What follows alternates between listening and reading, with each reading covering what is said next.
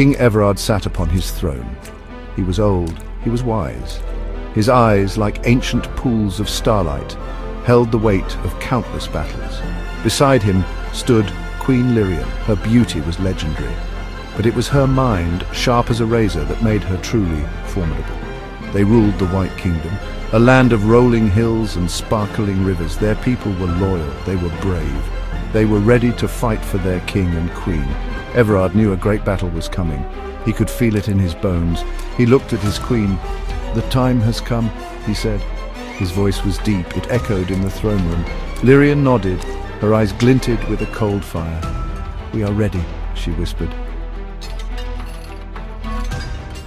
Before them stood the White Kingdom's finest, Sir Valor and Sir Chivalry, the bravest knights in the land. They were clad in shining armor. Their swords gleamed in the torchlight, their faces were grim. They knew the dangers that lay ahead. Beside them stood the bishops. Their robes were white as snow. Bishop Sage was the wisest of them all. His eyes behind their spectacles missed nothing. He was a master strategist. His mind was a weapon sharper than any sword. And behind them all stood the pawns, hundreds of them, men and women ready to give their lives for their kingdom. They were ambitious. Each one dreamed of rising through the ranks to become a knight, to become a bishop, to even one day become king or queen. Across the board in the Black Kingdom, a different scene unfolded. King Malakai was cruel, he was ruthless.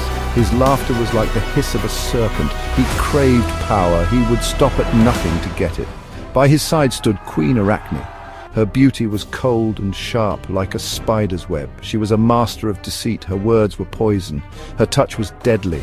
The Black Kingdom was a land of shadows and fear. Its people were oppressed. They lived in terror of their king and queen. The Black Knights were feared throughout the land. They were brutal. They showed no mercy. They lived to serve their king. Their leader, Sir Terror, was the most feared of them all. His eyes were like burning coals. His laughter was the sound of death. The Black Bishops were no different. They used their power for evil. Bishop Bane was the most cunning of them all. He delighted in the suffering of others. His whispers could turn brother against brother. And behind them all stood the Black Pawns. They were downtrodden. They were hopeless. They were trapped in a life of servitude. Section 5. The first move. Pawns clash in the game of war. The air crackled with tension. The two armies faced each other across the board. The battle was about to begin. King Everard raised his hand. He looked at his pawns. "For the White Kingdom," he roared. With a surge, the white pawns moved forward. They clashed with the black pawns. The sound of battle filled the air. Section 6. Cunning and Valor. Queen Lirien's Gambit. Queen Lirien watched the battle unfold. Her mind raced. She saw an opportunity, a risky move, but one that could give them the advantage. "Sir Valor," she commanded, "take your knights and attack from the flank." Sir Valor hesitated. It was a dangerous move, but he trusted his queen. "For the White Kingdom," he cried. He led his knights in a daring charge. Section 7. The Web of Deceit. Queen Arachne's Poison. Queen Arachne smiled. She had anticipated this. She whispered to Bishop Bane, "The time has come." Bishop Bane nodded. He raised his hand. A wave of darkness washed over the battlefield.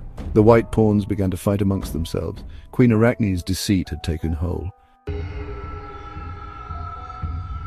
Section 8. The Wise Bishop's Move. Trapping the Spider Queen. Bishop Sage saw what was happening. He recognized Queen Arachne's handiwork. He had to act fast. He made a bold move with his bishop, trapping Queen Arachne. "Check," he said. His voice was quiet, but it cut through the chaos of the battle. Section 9. Desperation and Defiance. The Fall of King Malakai. Queen Arachne was furious. She had been outsmarted. She looked at King Malakai. "Do something!" she hissed. King Malakai's face was contorted with rage. He lashed out with his remaining pieces, but it was too late. The White Kingdom was advancing on all sides. Section 10. Victory and Respect. Bonds forged in the crucible of conflict. Finally, King Malakai was cornered. He looked at King Everard. "You have won," he growled. He bowed his head in defeat. King Everard nodded. He felt no joy in victory, only sadness for the lives lost. He offered his hand to King Malakai. "We are not so different, you and I," he said. King Malakai looked up. He saw the respect in King Everard's eyes. He took his hand. "Indeed," he said, "indeed, the battle was over. The White Kingdom had won. But the victory was bittersweet. They had lost many good men and women." But through the struggle, a bond had formed between the two kingdoms, a bond of respect, a bond that would hopefully lead to a lasting peace.